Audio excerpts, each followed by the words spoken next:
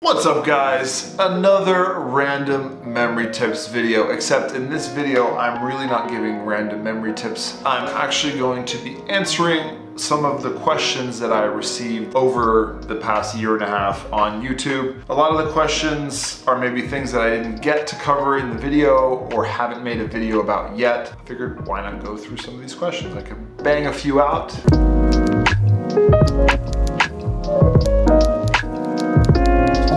All right, nice. Could you do more of these memory tricks and tips? Sure.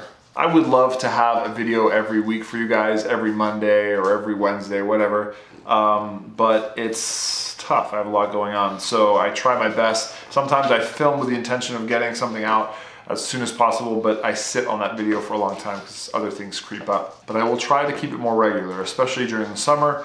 My goal last year was to do at least one video per month, which I think I did about 12. This year I was hoping to do 2 a month. I'm behind on that, but hopefully I can pick it up in the summertime. Sir, to avoid sub-vocab and to keep everything inside head, then we should use tongue to talk in mind, or what? Clearly clear this my huge doubt, thanks. I think what the person is asking is, do I sub-vocalize when I memorize? The answer is yes. I say what I'm reading in a quiet little voice inside my mind. I think it's impossible to get rid of that voice.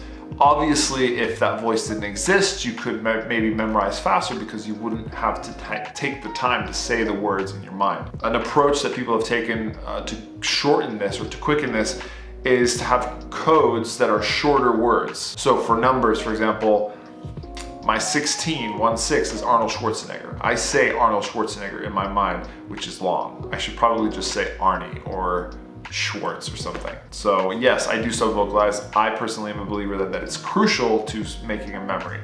Some people believe that you have to get rid of it and you'll be faster, but I don't think you can memorize that way. Personal opinion. Okay, this is a long question, but basically it's asking, what do you think of different explanations that have been offered for the origins of the major system? Why these sounds and not others? Good question, your guess is as good as mine. I know that in history, the history of the major technique, of the major system, that there have been other choices for consonants.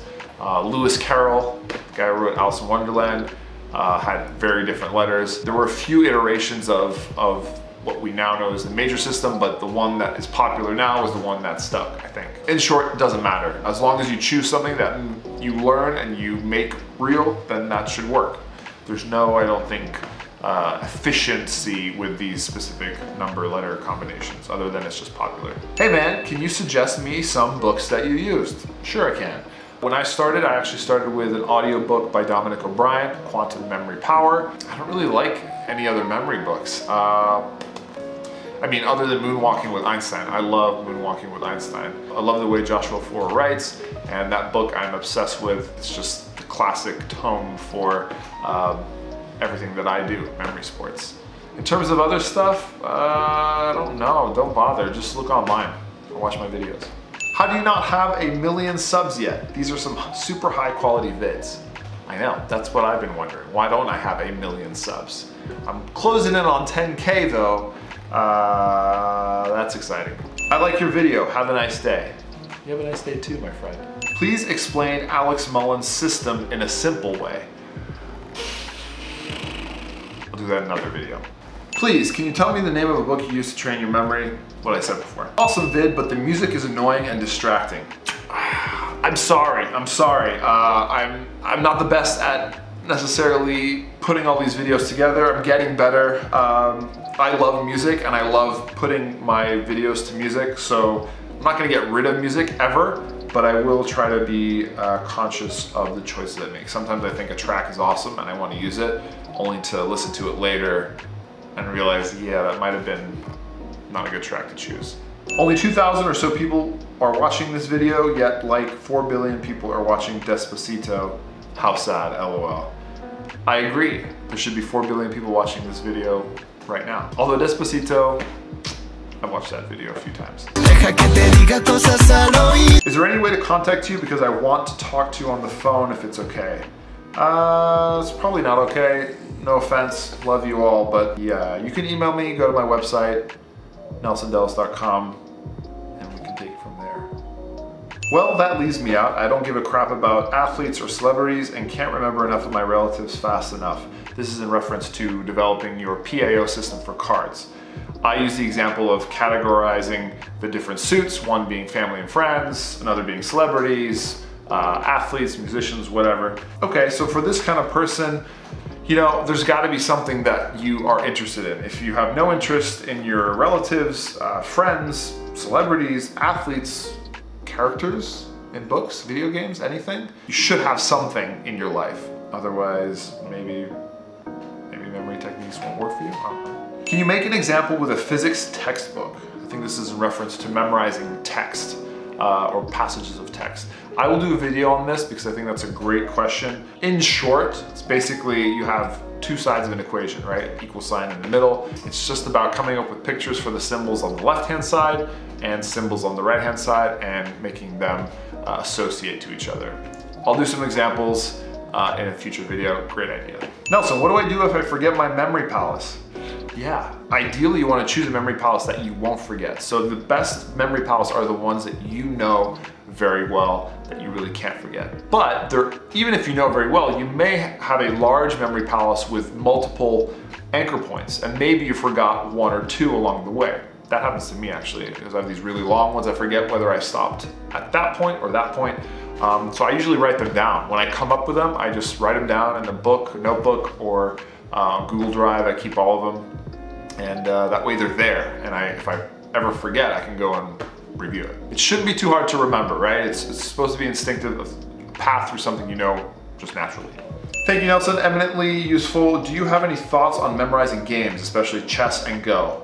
Cool. Go, I don't know how to play, but chess, sure, I know how to play it. I've been challenged to memorize a chessboard. I came up with a little strategy for it. I think anything you can come up with a strategy to memorize. Chessboard might be a cool video to do in the future. Think about it, you just have a 8x8 grid, a certain number of pieces, 2 different colors, you can come up with a system. When is the best time to review? I know that there has been some discussion about the amounts of time that should pass before reviewing, and those time points being crucial to long-term recall. Nelson, what do you do? Yeah, it depends on what I'm memorizing. If it's in competition and the time is very limited, I usually do like a 60-40 memorizing review split. So 60% of the time I'm memorizing, 40% of the time I'm reviewing.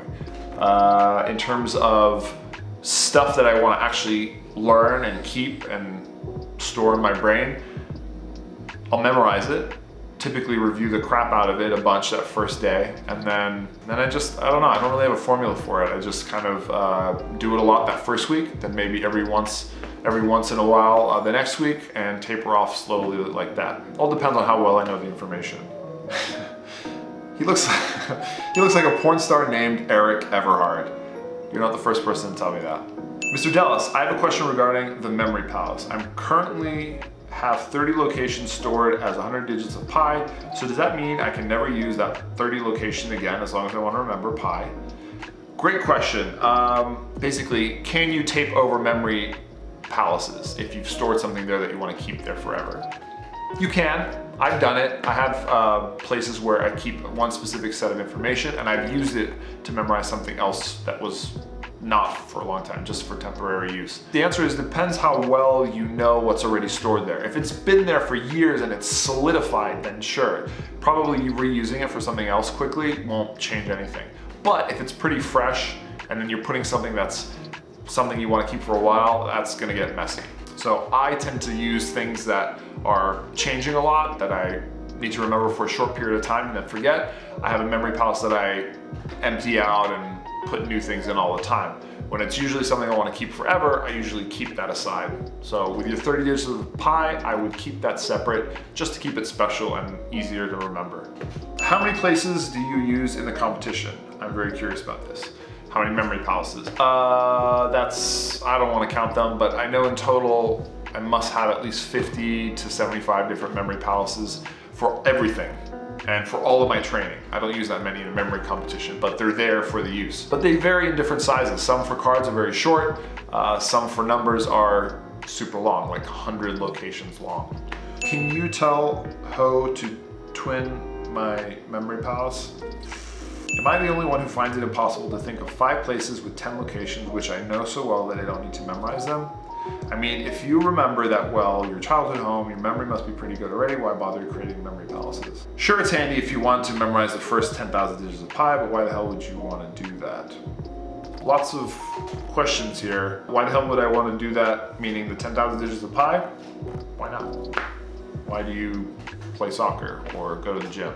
In terms of finding it hard to think of 5 places with 10 locations, I don't understand how that could be hard. Just think of your house and choose 10 pieces of furniture, 10 things in your apartment.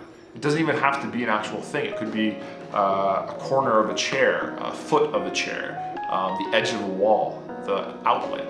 So if you can't, then you're not trying hard enough. And also remembering childhood homes, yeah, sure, maybe you don't remember, fine. A lot of mine, honestly, I didn't really remember even correctly. I just, from what I remember, I made something up. And from pictures I've seen, I kind of piece it together. I've been back to memory palaces that I created and they were completely wrong. So it doesn't really matter in the end, is what I'm saying. Excellent video. A question. Are you able to memorize a whole book? If yes, how long can you keep it in your memory? I never tried to memorize a whole book. I'm pretty confident I could. It just takes time and commitment. There's not a real book that I would want to commit to memory. Although I was planning at one point to memorize The Hobbit. I thought that would be a cool thing. Nelson, can you be my friend? Yeah, why not? The dog is real. The dog is very real. He's actually a French bulldog. His name is Henry. And he's dozing off over there. What was your inspiration to become a memory champion? My inspiration was my grandmother. She passed away from Alzheimer's. I wanted to improve my memory. I also wanted to be good at something. So that together, that's it. Nelson, why don't you make a video about winning at Blackjack with memory tricks? Well, because you don't need memory tricks to win at Blackjack. Do you cube? I do. Not very well, but I do, and I can. I can also do it blindfolded. A few more questions. D'origine française? Oui. Is there a cash prize for winning contests or setting a record? I know some of these guys make money trying to sell their own memory systems based on their fame credibility. No, not really. Kind of, sometimes, depends. The World Championships, there's been some prize money. US Championship, no. Yeah. Teach me your ways. When is your next Everest trip? Good question. It was supposed to be actually right now, but I'm having a baby in August, so pushing that back. Hopefully 2020. All right, last question. Thanks for the video, Nelson. Notice that when in this video, you use the Dominic system. In your system, you use major system for numbers and then use Dominic system for PAO.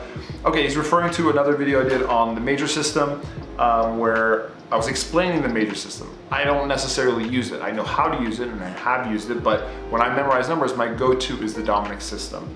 So I prefer that. I think PAO is the best. If you've already come up with your 00 to 99, your 2-digit system with major system, how do you move it over to person, action, object? Go through your list, and for those things that are objects, just come up with a person and action associated with it. For the things that are people or characters, just come up with an action and an object.